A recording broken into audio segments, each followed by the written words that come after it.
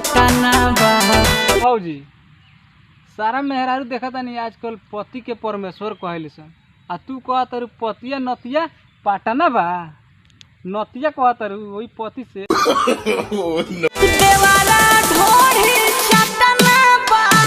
मजे बा मर्दा के बेटा तो तर पटना आ देवरा कह तर ढूंढी चाटना देवरा इतना थोड़े छिहत्तरा हो गइल बा तोहर तो मजे बा। है कैमरा मैन साला रे का हो साला तू वीडियो हटेबे कि ना रे हमर देख के मियाज होबे से भौंकी आइल बा।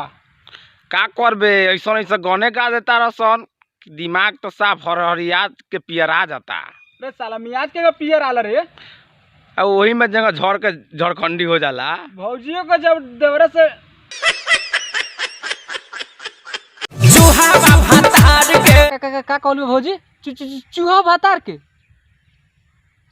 चूहा भातार के ए कैमरा बड़ा फिर से लगाओ एक बेर भातार के साया में मिलन भौजी ई चूहा बा जब साया में कोड़े वाला बनावल बता का जाके माटी में कोड़ी तू छा भाव कइले बरू का के साया में मिलन चूहा भातार। कैमरामैन हटाओ ये वीडियो साला देख के मियाँ हमर वही बेर से गौजी आइल बा साला तोरा समझ में नहीं हटाओ जल्दी हटाओ बाटे जवानी टन टन राजा जी।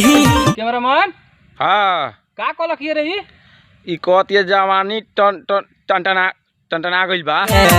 मारो से जिया कथी कहलू बा भौजी मारा लहंगा उठा के दाना दोन राजा जी आ सेजिया पलंग पर ई कथी कहत रहो भुइयो तो मारवा सक हटिए राजा जोनी भीरी सटी। भौजी कहत रू हटी ये राजा जनी भीरी सटी तो बियाह करके लावड़ा पकल हैं बियाह लबरइयो काहे कइलू मरद जब बियाह कर तो सटी ना तो हटी बाते बाते मेरा से मोरले बाड़ो हो सके। कहत रू रात मरले बारो हंस के मारो तो का रोवा के मारो तो बेंग नियर छितर गई रतिया सोहल राजा जी नही के हमारा बस सके। जी तोहरा जब बस के नहीं खेनू तो चल जा नई ह आ खूब खा लिया मोटा जई ह आ तब आई ह तब मरद से लड़ियो तब तोरा बस के रही काहेला जिद कइले बारू हंसत आ मारत तो रोवत तारू ये से बने चल जा नई हरा अइया खा के तब मोटा के तब मरवई।